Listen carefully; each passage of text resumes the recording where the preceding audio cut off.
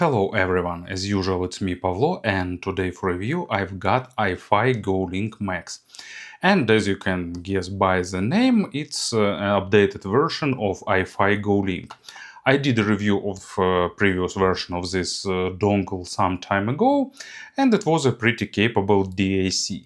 But iFi decided to upgrade it and release this version with balanced output, and it can deliver up to 240 milliwatts for 32 ohms load from the balanced output and 100 milliwatts from the single-ended. It's built with ESS chip and price is about $80 or euros or pounds depending on your country. And taking into account that previous version was pretty nice, I have high expectations for this one. So let's have a closer look. Package is pretty simple, kind of minimalistic, but I like the consistency in the approach to polygraphy. White cardboard with photos of device from different sides, with logos of technologies used inside, and main features highlighted on the back side of the dongle. And inside we're getting this flap for easy opening, and we can pull everything out. So in the accessory set you're getting digital to analog converter itself, adapter from Lightning to USB Type-C, and from USB Type-A to USB Type-C. So I think kind of good accessory set for such a simple thing as a dongle digital to analog converter. So it's made of metal and you can feel this pleasant heaviness. And here is USB connector and main part here with LED indicator, and here on the bottom you can see two outputs.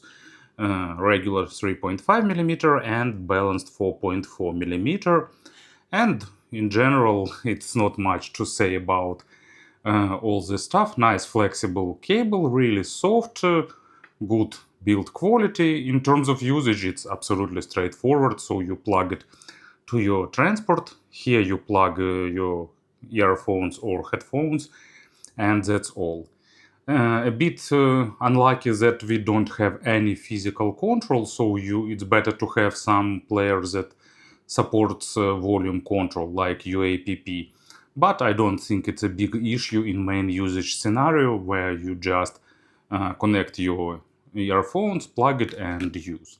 If you're interested in power consumption by this device, you can see measurements on the screen right now. As usual, I'm using my Mesa Empyrean 2 as a load and set them to the comfortable volume level. After a pretty lengthy listening session of this device, I can say that probably it's better to call it GoLink 2 or GoLink Pro, because it's not just max, it's not just balanced output added. Here we're getting sound that was retuned, retweaked, and it's noticeably more mature compared to the regular GoLink. It's pretty technical, but at the same time it's not aggressive, not dry, not monitoring, not excessively focused on the micro contrast, with slight hint of additional weight, but really accurately put. Because usually iFi leans toward warmer sound signature, and here we're getting less warm signature than usual. And in this case, actually this warm coloration is just like a hint of spice, not like the defining feature of the sound. So bass goes deep, it's well controlled, you're getting pretty tight impact, but at the same time bass sounds like rubbery, because you're getting balance between dry fast impact and weight. So it's really pleasant, and it's especially pleasant with acoustic instruments and with things that requires small nuances and details. It's good in texturing, and it's not overwhelming you with amount of deeper bass. And at the same time resolution is normal, not kind of super fast, and not some kind of sloppy, lazy, low frequencies. So everything in good balance to give you enjoyable bass. And I've selected a pretty complex track for that. So it's Sonny boy Williamson, The Sky is Crying. and it's as you can see, really well recorded thing, because it was recorded by Nagra, and the bass here is present, but at the same time it's not a separate low frequency. It's not some acoustic bass or some drums, percussion, stuff like that. Here bass is just a part of the sound of the guitar, and it's really doesn't sound as a separate entity. And that requires great technical performance and at the same time balance between the detalization and the weight, which this dongle delivers in a pretty nice way. Mids are almost neutral, linear, with a good amount of details, but no focus on the micro contrast. There is a slight hint of additional warmth that gives a bit of analog sound, but at the same time not too much, and this additional warmth doesn't stay in the way of nice stage building. Imaginary stage is above average in width and in depth. Depth is especially good here because the layering is pretty decent in depth. Imaginary stage not huge, not over airy, but at the same time nicely built with good sense of holographic presence. Vocal sounds really nice, especially low male vocals, but female one sounds also really well. It's really better to stick to well-recorded things with this dongle. It's not highlighting issues, but with this well-balanced sound, it's just like some unconscious will to get the maximum potential and select better records to get better output.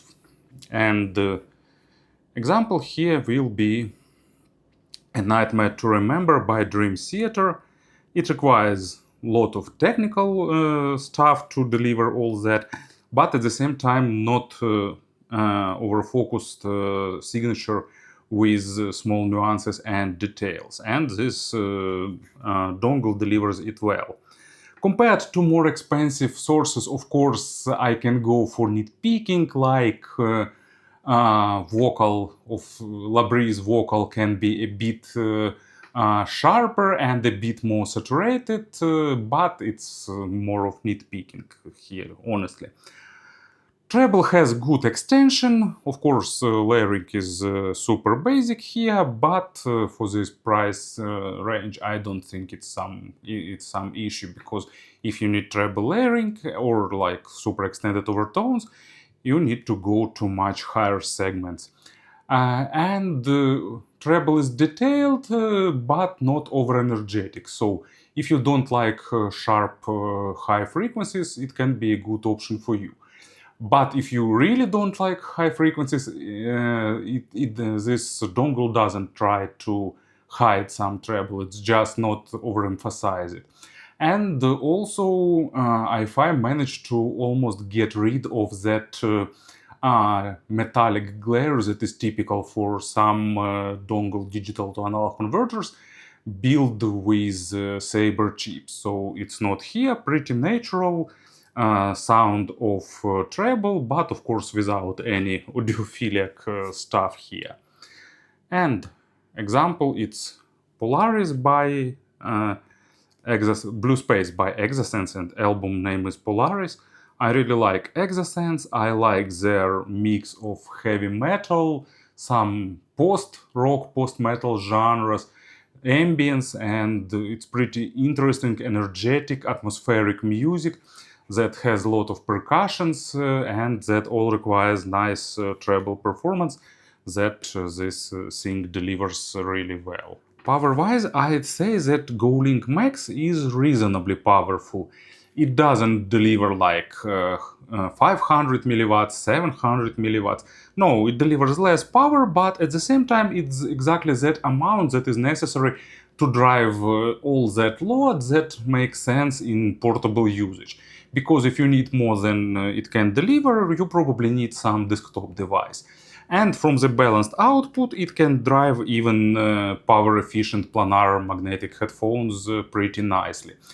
And what I really like here is that besides the power difference, balanced and single-ended outputs sound almost the same. I think maybe it's because iFi uses their S-balance technology that allows to improve the sound of single-ended output. Probably it plays its role here. And also I like that they're listening to the feedback, because in some of early reviews I have seen mentions that outputs are pretty loose and jacks are easily disconnectable. But in in my dongle, they are really tight fitting, really tight. So they go in with nice and powerful click, both single-ended and balanced, and holds pretty firmly. Speaking about the comparisons, actually, there is not much sense in comparing it to regular GoLink, because it's a step forward and it's one of the biggest steps forward that I've heard in one model lines. It's more mature, more refined, more balanced, more natural. I don't know what we can also compare with, like FIO KA15 and 17. They are more refined, more with more resolution, but at the same time they sounding a bit drier and less analog compared to the GoLink Max. So, to summarize, if the scenario of just bare dongle digital to analog converter fits your tastes, fits your use cases, I can easily recommend it, because it's simple device that does one thing, but does it really well. Thank you for listening, thank you for your attention, and of course have a great day.